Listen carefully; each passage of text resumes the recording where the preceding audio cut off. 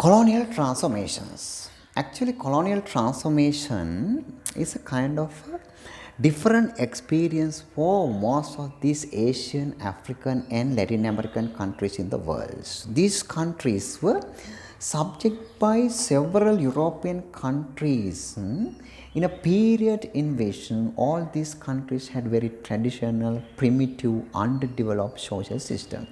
Now, children, colonization means these Western countries, Western nations, with the advancement of the technology, several inventions, and various improvement took place in Europe, they wanted to explore the non-Western part of the world. They had a kind of a curiosity to come into the non-Western part of the world. Okay, so consequently, they came actually, with the development of the concept of the nation state. There was a huge competition among European nations to be the number one economy in the world, number one state, the most powerful state in the Europe. So all these contributed for the growth of a nationalism in these European states. Okay. Consequently, what happened was there was huge competition among the countries such as Portugal, Great Britain, Holland, France. Okay, all these countries they were in a competition to capture the non-Western, Asian, African, and Latin American countries. So when they came to the non-Western part of the world, actually the Asian society was based on a feudal social system, especially it was a caste based social system. Everything in the society, all social ties, all social relationships, all social status of the individuals were decided by their caste.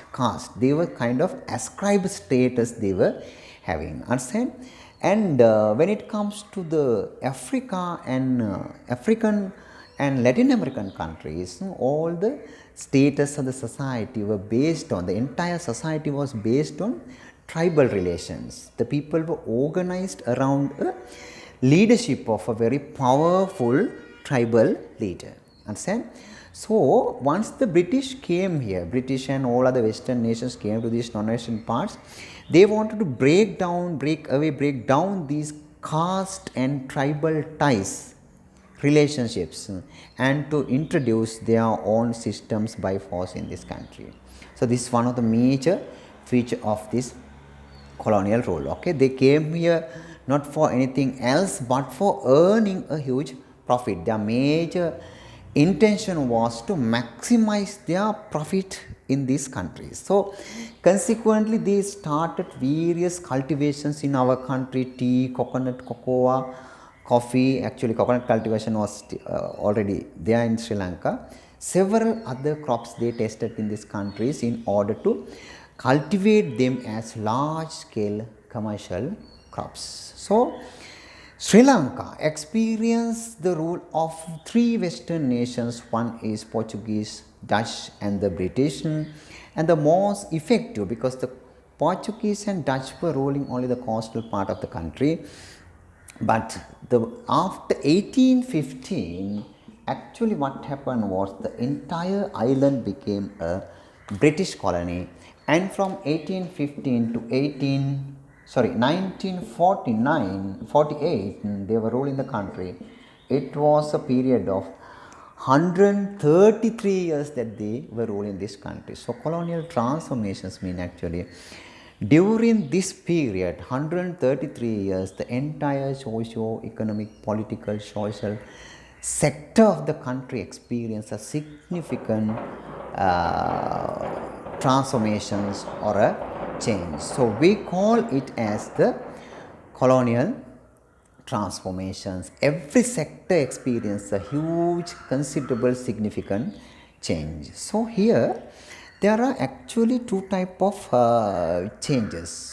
Okay, one is kind of expected or intended outcomes, intended consequences of colonial transformations, and other one is unintended transformations එහෙම නැත්නම් consequences. Okay, so actually intended mean they wanted to make Sri Lanka a producer of primary agricultural productions to the world market, Sri Lanka to be a producer of consumer goods for their own countries, and for that purpose they started all these cultivations in this country. So during this period, another interesting thing happened. Once they intended to establish their large scale commercial plantations and everything in here, a local class of entrepreneurs emerged by providing various facilities for them, especially in the down south area. These people mostly from the non-dominant caste of Govigama, non-dominant caste of people. Understand, they were not actually Govigama, the highest class. So most of them were from the Karawa and other lower castes, but the most significant feature was that they were talented in terms of their business activities. Okay, so you can see here Don Karolis Heva Vitarna and his steam furniture. Kumari Javardhana's Nobody's to Somebody, the book explained this. Okay, and here Mahavaduge Cornelis Pereira, he had his own family Arak distillery. Okay, so these kind of some extraordinary sources of earning income were found by the local, especially down south, non-dominant caste communities people. So this was and also the British wanted to, in relation parallelly in parallel to their plantation economy, they wanted to develop roads, railways, infrastructure facilities and all those things. So when they construct those things, they got the support of these local people. So by providing those services as contractors and transports, and also they had a lot of tea factories, they wanted carts for transporting their productions. They wanted carts. Cart was the chief mode of transport.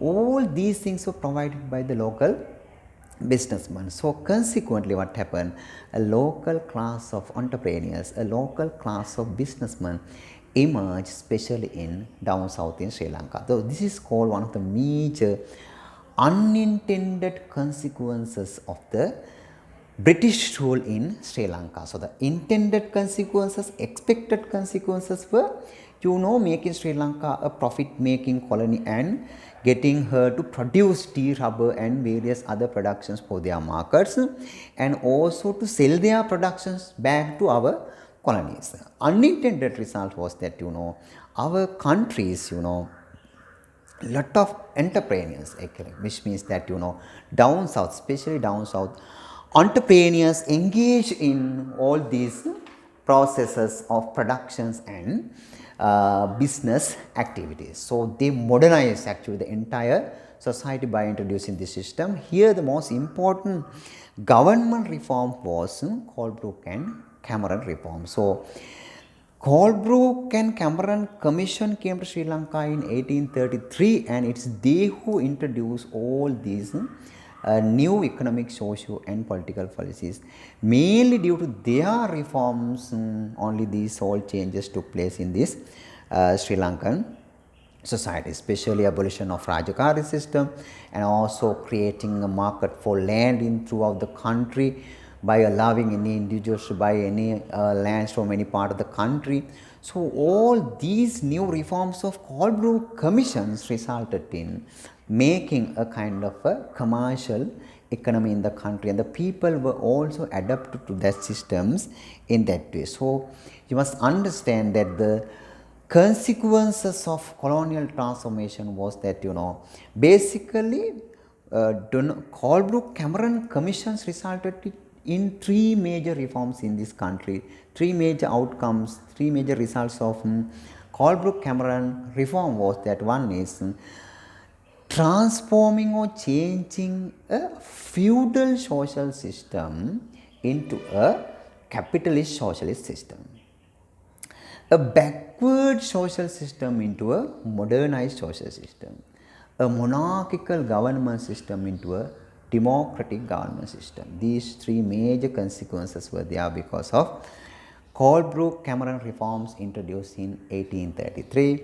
and with that, in Sri Lanka, the entire economic, political, social system experienced a considerable, remarkable change. So this is called the colonial transformations in Sri Lanka. Thank you. And next day we will be meeting again with another new set of ideas related to another lessons. Okay, hope you all enjoy my lessons. Thank you very much.